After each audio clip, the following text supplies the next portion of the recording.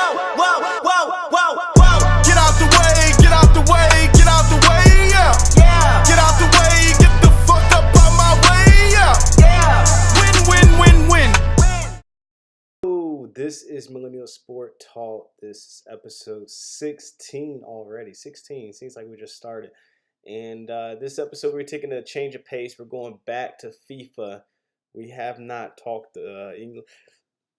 We have not talked English Premier League, Carabao Cup, Champions League. A lot is going on since our last episode. So, um, you know, really, what we have seen during this time is the demise of United. What I expected. We're not title contenders. Jose Mourinho needs to go. And really, for the rest of these FIFA episodes, we'll focus on other teams because really, United, there's nothing really to talk about. I mean, you want to talk about the discord, you want to talk about all the madness, the turmoil, the controversy, the drama of a team that's probably not going to fish no more than sixth at best. I don't see any use of talking yet. I mean, the players. I'll say this. This is the last thing we'll say is that the players have turned against Josie, and if you were the board, you should have been smart. You should have saw the signs. Tottenham 3-0 at home. That defeat. That's it. Kill him. That's what I'm saying. His head was gone. He was done. Um, all of this extra stuff is only going to make the fire bigger and bigger and bigger and harder to put out. So, yeah, United needs to get rid of Josie. So let's talk about some Liverpool-Chelsea. We'll talk about some of the Champions League matches, and let's get into it. All right, so last time we covered match day 5. Since then, we've had match day 6 and match day 7. And, it's the same story for United. They went on match day 6, beat Watford, which was satisfying. And then, of course, just drew the Wolves. I mean, the fucking Wolves. So, again, I don't even. There's not much to really say here. The team plays like crap. They defend like crap, and they attack like crap. And the midfield is pretty much crap too. I mean, it's not bad. I would say the midfield is probably the best part of the team, but Lukaku's been crap. That's probably the biggest issue with this season is Lukaku. If Lukaku makes his sitters, if he's clinical, if he's the best player on the pitch as we need him to be, him and Pogba battling for the best player, then we probably have at least, so see, we get those 3 points against Wolves. We probably, I say, still get 3 points against Tottenham. You're looking at 16 points on the season right there. That right there, 16 points at this point in the season is still good for tied for second. That's where we should be. That's where we should be, tied for second, 2 points behind Liverpool. But Lukaku's play, I'm not only blaming Lukaku because somebody else could step up. It's just a mess. It's a mess. And, there's one of my friends who supports Chelsea. He predicted this. Year 3 is always a disaster for Josie's teams. And that's what it is.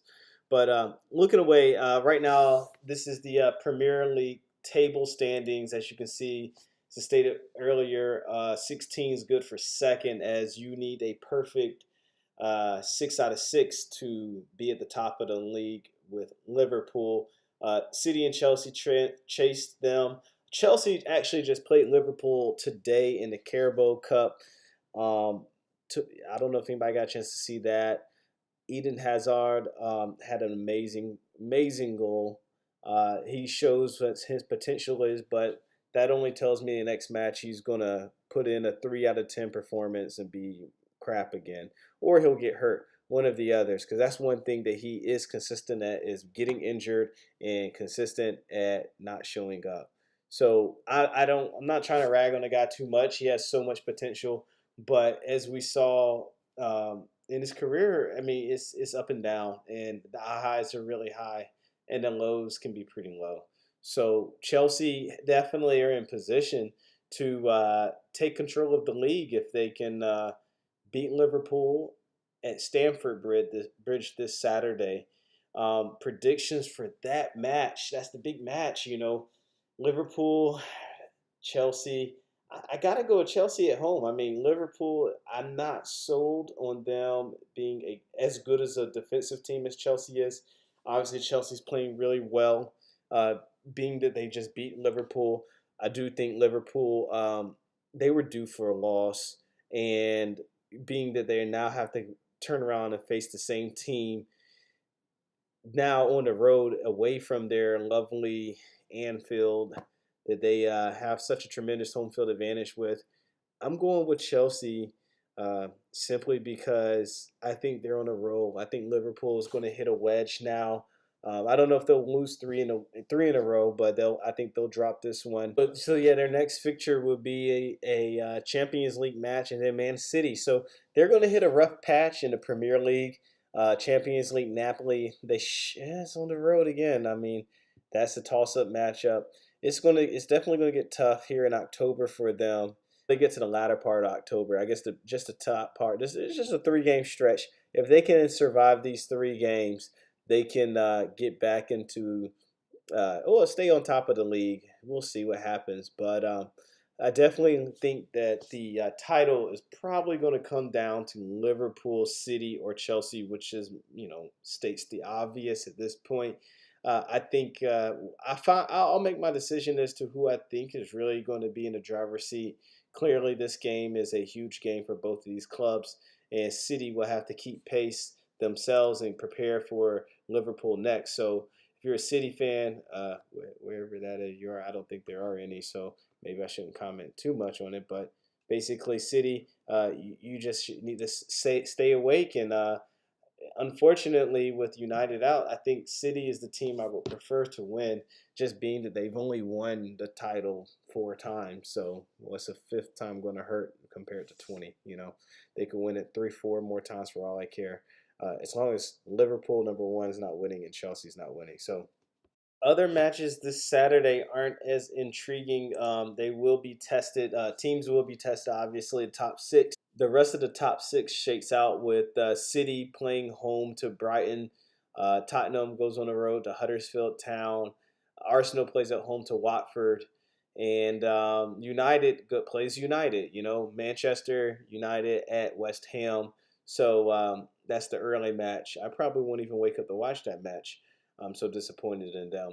But yeah, definitely Chelsea and Liverpool is the one to watch. I expect Arsenal. Actually, you know what? Arsenal Watford is actually going to be an interesting matchup. But I do expect Arsenal to take out another 3 points to their bank account and stay on pace to play very well this season with the attacking weapons they have. And yeah, I expect United to drop points because that's what United does during chaos. And I think these players are ready to get rid of Jose. So yeah, on that note, yeah, like I said, United comes crashing out of the Carabao Cup with a loss to Derby County on penalties. And I think it's always funny, we won a Carabao Cup about a year, 2 years ago. And all I heard was it's not a real silverware. It's not a real championship. It's the trophy. It's meaningless. But, when we lose in the Carabao Cup, now everybody comes pointing fingers laughing. So is it a real trophy or is it not? I think it is. And I am very happy that Liverpool is also out of that trophy competition. So definitely no treble of some sort. Well, I guess they have a chance of a treble still, but I doubt that will happen because this team is a little bit overrated at the moment, and Chelsea will show that on Sunday. To reflect on the past few matches that we've seen with all this crazy NFL talk, the Champions League is actually live and well and very interesting at the moment because all the teams, it's wide open. This is a very wide open Champions League. I expected Juventus to look better than they have. I thought they would be the favorites. They still look good, don't get me wrong, but I am not as sold on them as I once were. Ronaldo definitely appears to have somewhat taken a step back. He did score a brace in his last matchup. I predicted a hat trick for him, but he did get the 2 goals. When he goes against stronger competition, I don't know if I would favor Juventus against everybody. I know Liverpool and PSG, also with, of course, Barcelona. those three teams are very threatening to Juventus. I see those as pretty even playing fields. If anything, I would give Barcelona the edge over Juventus, but I do give them a chance of when they have a good 45%. I probably favor Barcelona 55 to 45 in that matchup. But Manchester City is also a team that could take out Juventus. Clearly, Juventus is in United's group, so I do think both of those clubs will qualify, and we'll see what Juventus is made of coming up shortly. But by no means is Real Madrid or Juventus or Barcelona or even Liverpool and Chelsea. You can even throw in that conversation. All of these teams are pretty even. Bayern Munich, let's not forget about Bayern. Don't know exactly what to expect out of them, but if I had to pick one team right now, I'm going with Barcelona as the favorites to win the Champions League this year. So, yeah, match day 2 of the Champions League, we can expect to see Tuesday coming up, actually, so next week. And not surprised, none that are really exciting on Tuesday.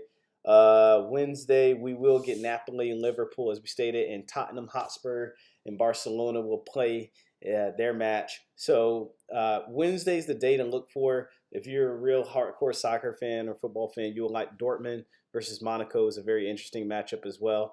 I hope they put that on TV. I doubt they will, but I will try to pay attention to that one as well as, of course, all the other big matchups. So Champions League is definitely heating up. We have some great matchups to get a good sense of what type of teams we're dealing with this year. And Premier League is a 3-horse race. So really the 3 clubs we're going to be paying attention to going forward with most detail is City, Liverpool, and Chelsea. So I will be watching that matchup this weekend, and we'll really get into in-depth analysis of what I see. Can Hazard repeat his performance that he had in the Carabao Cup? Will he have the energy left over? We will see. So stay tuned, and that'll do it for this short episode. As the MLS playoffs have yet to kick off, we can start covering that later on. So until next time, peace.